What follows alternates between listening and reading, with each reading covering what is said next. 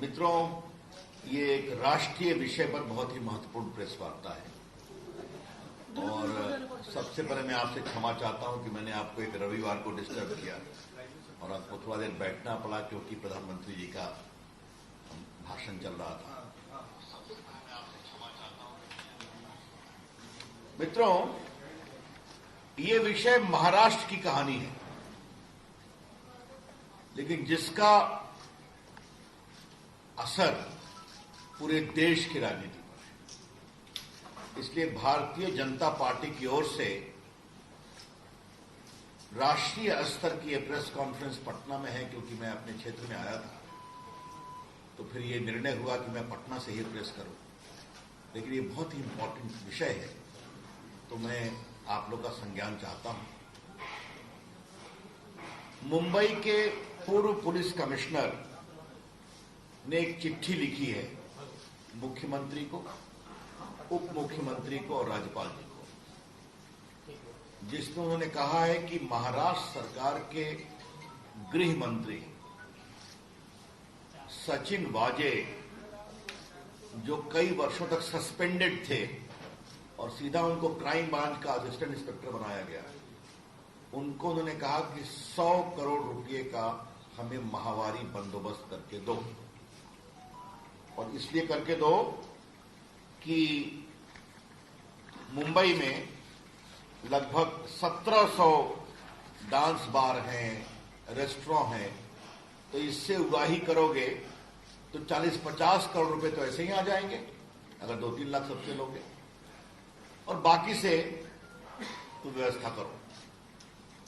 इसको लेकर महाराष्ट्र में और देश में बहुत ही हंगामा मचा हुआ है। आज मैं बीजेपी ऑल इंडिया की स्तर से कुछ बहुत महत्वपूर्ण विषय उठाने जा रहा हूं। पहली बात यह बताएं कि सचिन वाजे सस्पेंडेड था। ये बहुत उनके खिलाफ आरोप है एक्सटॉर्शन के, बाकी सबसे अलग विषय। वर्षों तक वो सस्पेंडेड था। उसको कोरोना में अपॉइंट कराया गया वर्षों के बाद, और कहा गया कि क्योंकि कोरोना में पुलिस वाले बीमार पड़ रहे हैं इसलिए इनको लिया जा रहा है। बीजेपी की ओर से पहला सवाल यह है कि उनकी नियुक्ति किसके दबाव में की गई? Under whose pressure this Sachin Vaje, who is supposed to extort money, was reinstated? या शिवसेना का दबाव था, मुख्यमंत्री का दबाव था, या शरद पवार का भी दबाव था? यह हम पहली बात जानना चाहते हैं। बीजेपी का यह सवाल इसलिए भी जरूरी है कि सदन के अंदर और सदन के बाहर सचिन वाजे के रोल को डिफेंड किया गया। आपने सुना होगा, both the chief minister, their party organ Saamana and other NCP leaders have defended the appointment of Sachin वाजे।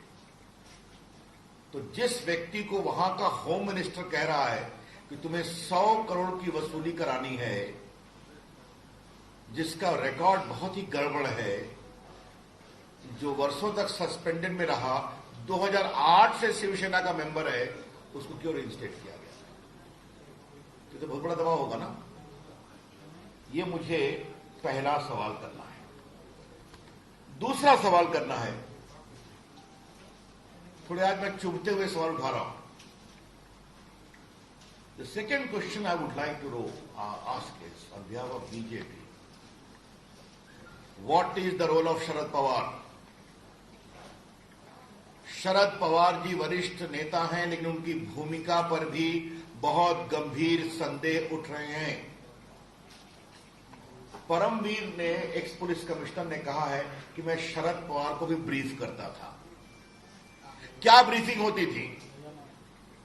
शरद पवार तो सरकार के अंग नहीं है, आपको मालूम है। शरद पवार ठीक है, बड़े नेता हैं, लेकिन वो कोई गवर्नमेंट के पार्ट नहीं है। तो एक पुलिस कमिश्नर उनको ब्रीफ कर रहा था और यह भी ब्रीफ किया कि पैसे मांगे जा रहे हैं। तो शरद पवार इतने बड़े नेता, उन्होंने कार्रवाई क्या की आपको मालूम है ना? 100 करोड़ रुपए का उगाही करना एक्सटॉर्शन होता है। एक्सटॉर्शन एक अपराध है। Extortion is an offence. तो अगर शरद पवार को वो ब्रीफ कर रहे हैं तो दो सवाल उठते हैं। पहला सवाल, किस कैपेसिटी में ब्रीफ कर रहे हैं शरद पवार को, जो कि सरकार के पार्ट नहीं है? और दूसरा, अगर इतने गंभीर आरोप के बारे में ब्रीफ कर रहे हैं तो शरद पवार जी ने अपने स्तर पर क्या कार्रवाई की इसको रोकने की, इस अपराध की छानबीन की? The conspicuous silence of Sharad Pawar after being briefed by the former police commissioner raises a lot of questions. Sharad Pawar की खामोशी बहुत गंभीर सवाल उठाती है। परमवीर पुलिस कमिश्नर रहे। मुंबई एक महत्वपूर्ण स्थान है। उन्होंने उद्धव ठाकरे को चिट्ठी लिखी और यह भी कहा कि हम उनको भी बता रहे थे। उद्धव ठाकरे की शांति क्या कहती है? वो मुख्यमंत्री है ना। और उद्धव ठाकरे की खामोशी और सदन के अंदर विधानसभा और विधानसभा के बाहर उनका सचिन वाजे को डिफेंड करना, ये और गंभीर सवाल उठाता है। आपको मालूम है पत्रकार मित्रों कि सचिन वाजे की हैसियत क्या है? असिस्टेंट पुलिस इंस्पेक्टर, जिसको क्राइम सीआईडी का इंचार्ज दिया गया। ये भी अपने आप में आश्चर्य है। मतलब एक असिस्टेंट पुलिस इंस्पेक्टर की इतनी कुबत है कि उसको एक तरफ सीएम डिफेंड करता है सदन के अंदर और होम मिनिस्टर कहता है कि तुम 100 करोड़ रुपया हमें उगाही करके दो। It's indeed a very very serious matter. But a simple assistant inspector of police is sought to be defended by the chief minister inside the house and outside. Normally who does it? The SP? The DSP? The chief minister is defending an assistant police inspector and the home minister is asking him, please extort 100 crore for me every month.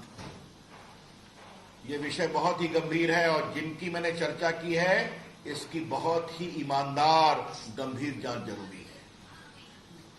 The BJP would like to demand for an honest, transparent, fair investigation by an outside agency is important.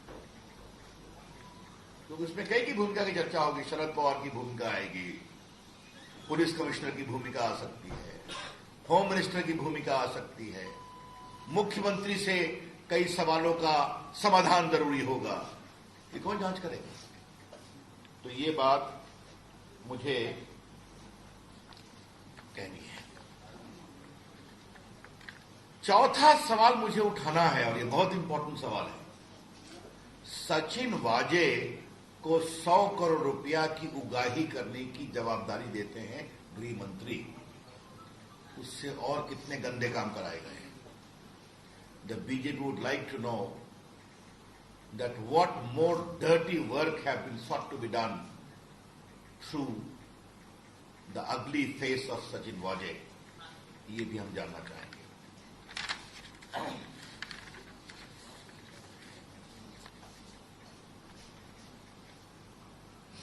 ये बात मैं इसलिए कह रहा हूं कि मेरे भी देश की राजनीति में थोड़ा समय हो गया। अटल जी की सरकार में मंत्री रहा हूं, अभी मंत्री हूं, लगभग 20 वर्ष से सांसद हूं। मैंने आज तक नहीं देखा कि एक असिस्टेंट पुलिस इंस्पेक्टर को सीएम डिफेंड करे। आज तक नहीं देखा, हिंदुस्तान में कहीं नहीं देखा मैंने।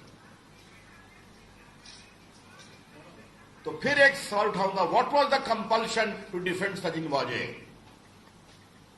सचिन वाजे को बचाने की क्या मजबूरी थी? सचिन वाजे के पेट में क्या क्या सीक्रेट है? What are the secrets locked in the stomach of Sachin Waje? ये हम जरूर जानना चाहेंगे। क्योंकि देखिए, इस बात को समझा जाए, एक असिस्टेंट इंस्पेक्टर जो वर्षों तक सस्पेंडेड रहा, उसने कई लोगों को मारा है, वो अलग विषय, छोड़िए, उसको मैं कुछ नहीं बोलूंगा, वो अलग जांच का विषय है। 2008 में वो शिवसेना में आता है, 8 या 9 में। कोरोना में उसको रीइंस्टेट करते हैं और उससे गलत कामों की श्रृंखला शुरू होती है। This conspiracy is wide spread. ये पूरा षड्यंत्र बहुत वाइड स्प्रेड है, ये मैं आपसे कहना चाहता हूं।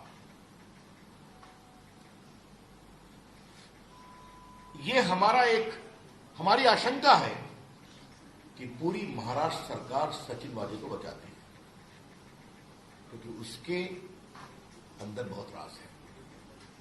From the surrounding suspicious circumstances, we can legitimately make an inference that a lot of dark secrets lie embedded with Mr. Sachin Waje. And therefore, the entire administration, political level, bureaucratic level, is seeking to protect him.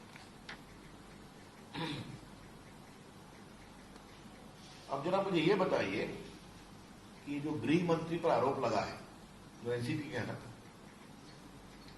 तो ये वसूली अपने लिए कर रहे थे कि अपनी पार्टी एनसीपी के लिए कर रहे थे, या पूरे सरकार के लिए कर रहे थे? ये बहुत गंभीर सवाल है। 100 करोड़ रुपया हर महीने उगाही करने का आदेश देना और ये भी कहना 1700 रेस्टोरेंट है, बार है, उससे इकट्ठा करो, 40-50 करोड़ तो आ ही जाएगा, 2-3 लाख मांगोगे सबसे। तो देशमुख जी स्वयं अपने लिए कर रहे थे कि पार्टी के लिए कर रहे थे? इस पर शरद पवार को जवाब देना पड़ेगा और उद्धव ठाकरे को भी बताना पड़ेगा। ये छोटा विषय नहीं है, ये भ्रष्टाचार का एक बहुत ही गंभीर मामला है और मैं मीडिया के लोगों से विनम्रता से आग्रह करूंगा इस विषय की गंभीरता को समझा जाए।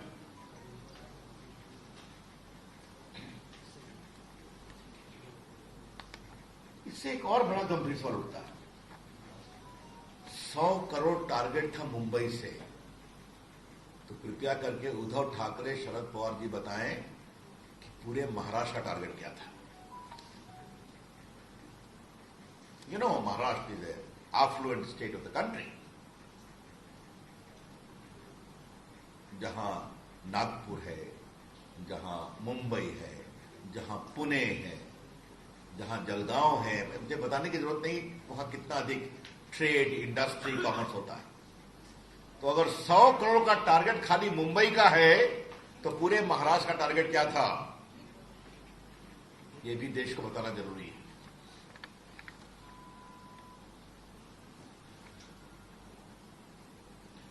और अगर एक मंत्री का टारगेट यह था, तो बाकी मंत्रियों का टारगेट क्या था? If this is the target by the Home Minister, then what was the target by the other ministers? ये लूट की पराकाष्ठा है।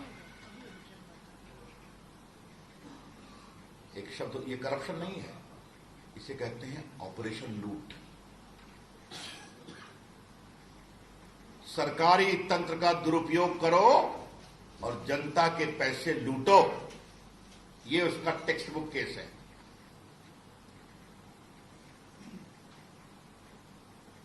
आज एक सवाल मुझे उद्धव ठाकरे से भी पूछना है।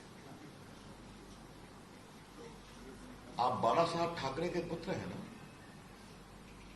जिन्होंने जय महाराष्ट्र बताया था, और मैं उनकी बड़ी इज्जत करता हूं, संघर्ष के आदमी। एक तो आपने बेईमानी की सरकार बनाई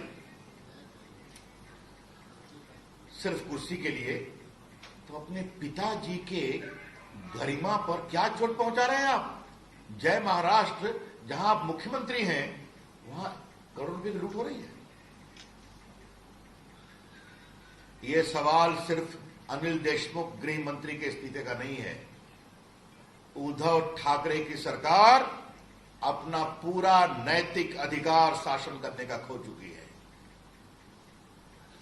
the BJP would like to emphasize that this is not a case of simple Anil Deshmukh, the Home Minister, but all the questions which I have raised based upon evidence alleged by the Police Commissioner. It is a textbook case where Mr. Uddhav Thackeray's government has lost the moral authority to govern and remain in office even for a day. Bharatiya Janata party इस विषय को बहुत गंभीरता से उठाएगी और महाराष्ट्र में सड़कों पे आएगी। ये छोटा विषय नहीं है। क्या कहते हैं? आघाड़ी कहते हैं ना, आघाड़ी, महाआघाड़ी कहते हैं ना, महाआघाड़ी, धन्यवाद। तो इसे कहते हैं लूट की महाआघाड़ी। ये शासन की महाआघाड़ी नहीं है, लूट की महाआघाड़ी है। It is not a Maha Aghadi for governance, for welfare, for development. It is a Maha Aghadi for लूट इन महाराष्ट्र। ये कमाल का मॉडल है साहब। भ्रष्टाचार की लड़ाई लड़ने में पटना के पत्रकारों को मालूम है मेरी कुछ भूमिका रही है बिहार में। वहां भी कई मॉडल था, चारा घोटाले में, अलकतरा घोटाले में। ये तो कमाल का मॉडल है साहब। ऐसा मॉडल बहुत कम देखने को मिला है, इसलिए इसे हम बहुत ही गंभीरता से लेते हैं। और मीडिया के लोगों से मेरी विनम्र प्रार्थना है, कृपया करके इस विषय को गंभीरता से लें। देश की मीडिया ने भ्रष्टाचार को एक्सपोज करने में बड़ी भूमिका निभाई है और आज आपके लिए अवसर है कि जब इतने बड़े लूट का एक कुत्सित उदाहरण सामने में आया है, अगली example, please examine it properly and continue to report for the country. Thank you.